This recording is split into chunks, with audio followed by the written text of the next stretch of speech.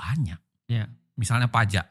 Pajak itu orang konservatif itu cenderung akan menolak pajak untuk orang kaya Iya. misalnya. Ya kan? Tapi orang-orang yang lebih liberal itu cenderung untuk mengatakan gak ada masalah gitu dengan yang begituan. Iya. Nah itu pasti perdebatannya akan menarik tuh. Antara genre liberal, konservatif. Nah di Indonesia itu pembelahan kita itu gak memberikan sumbang siapa-apa loh. Malah jadi sumbangsi buruk tuh. Buruk. Karena mereka jadi berantem kan. Dengan sesuatu yang gak perlu. Yang gak ada gunanya sama sekali sama kebijakan gitu ya. Mungkin kita di kepala kita misalnya begini. Enggak tuh kalau isu agama. Taruhlah misalnya undang-undang TPKS. Tindak pidana kekerasan seksual.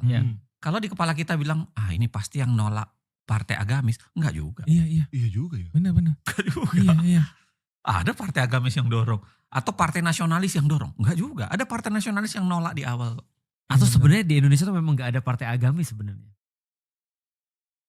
Karena dugaan saya ya. Ini saya nulis di buku Kronik Otoritarianisme itu.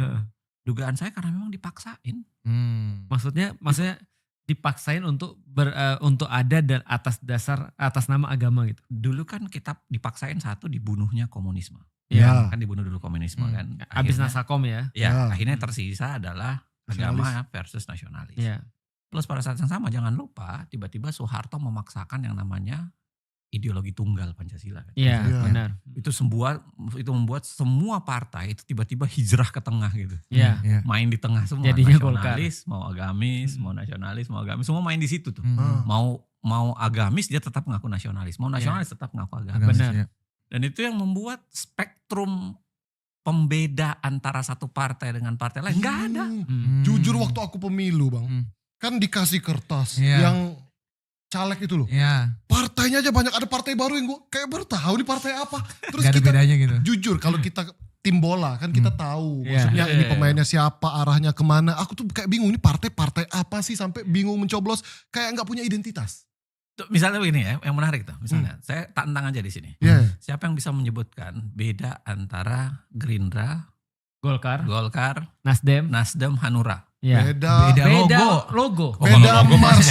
Iya. Beda Mars lagunya. Beda Mars ya. Beda pembagiannya juga kali ya. Iya.